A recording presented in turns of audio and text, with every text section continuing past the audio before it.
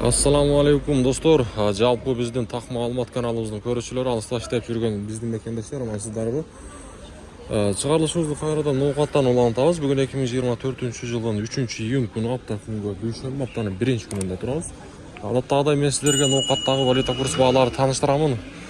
Каналда биринчилерден болсоңуздар ушундай лайкты басып, бизге подписчасы болуп коюңуздар. Буюрса силерге так маалыматтарды көрсөтүп турабыз. Байчу банкта валюта курс баалары доллар 87.50, евро 94.80, рубль болсо 0.965 тиын болуп турган келжи.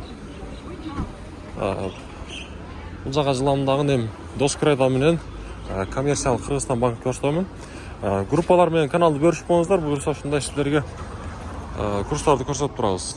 Коммерциялык Кыргызстан банк доллар 87.80, евро 94.50, рубль болсо бул жакта дагы 0.965. Доскреда банкта дагы эле рубль 0.965 деген экен, доллар 87.70, бул жакта евро 94.80. Акча алмаштыруучу жерди дагы көрсөтүп коеюн. Валютчиктер обменка доллар 88, рубль болсо 0.965. Көрдүңүздөр достор. Банк менен обменниктер курсту бирдей койгон. Андыктан рубль бүгүн кайрадан дагы 65тен жогоруга көтөрүлүп калат деген ниеттебиз. Мынакей Азия банкта курс 0.97 экен рубль. Өтө сонун. Ушундай. Сөз түрдө лайктан басып коюңуздар. Ассаламу алейкум. Жалпы Бейликенен Ноокат шаарынын тургундары жана меймандары жана ошондой эле айымдар жана мырзалар, эгерде сиздерге сапаттуу пут кийимдер керек боло турган болсо, мен сиздерди ушул жерге сунуштаймын. Караңыздар.